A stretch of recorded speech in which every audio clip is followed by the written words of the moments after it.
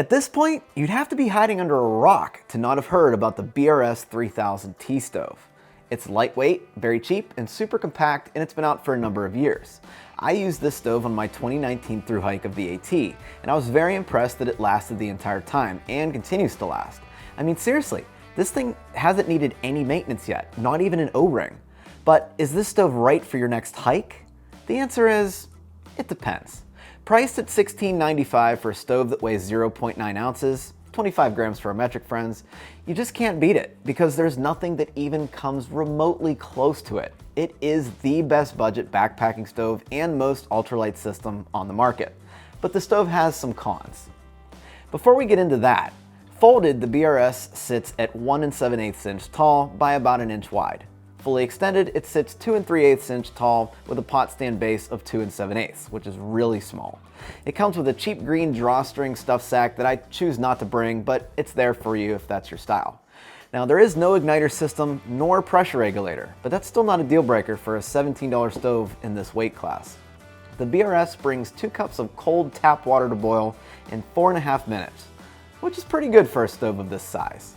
Now, I'm using a titanium pot in this boil test, and titanium is known for being a lightweight material, but it distributes heat poorly. So if you're using a stainless steel pot, you can expect some better results. If you want the fastest boil times, a jet boil is going to be your best bet, but you'll be paying about 6 BRF stoves for one of those. Now, adding a little wind to the BRS is where we're going to start to see problems as the boil times increases to, well, let's just say I gave up after about 10 minutes with just a light wind, and if you crank up the wind even more, you're better off just cold soaking that ramen noodle. A simple fix for this is, just using your food bag or backpack to block the wind, so no big deal here. But if you're above tree line, this could be a real problem. The stove is advertised as made up of a titanium alloy and it is mixed with a combination of steel, brass, and titanium. On all my trips, including the thru hike, I kept my stove in with my wet cook pot and I never experienced any rust or corrosion. Brand new, the folding pot stands are a little tight, but they loosen up over time on the rivets. Even still, they stay in place with no issues and are remarkably stable for how small they are.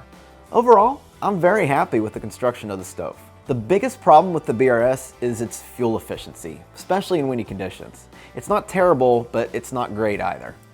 When the fuel canister gets low or is cold, it does sputter quite a bit. Warming up the canister helps with this obviously, but other stoves like the MSR Pocket Rocket are about 3 times more efficient when it comes to fuel use. Another con is the simmer capability.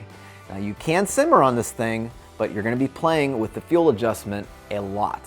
Personally, this doesn't bother me as I'm not cooking bacon and eggs in the morning. I only need the stove to boil 2 cups of water, so the fuel adjuster is always all the way open for me. But I can see this being a deal breaker for some.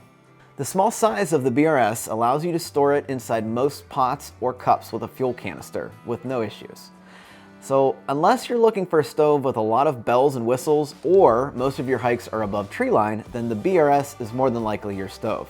It's just impossible to beat right now for the money, and I'd recommend it in a heartbeat, even to beginners just starting out. So tell me, what is your stove of choice? Or if you have a BRS already, let me know your thoughts about it down in the comments below. Thanks for watching, subscribe, like the video, and I'll see you on the trail.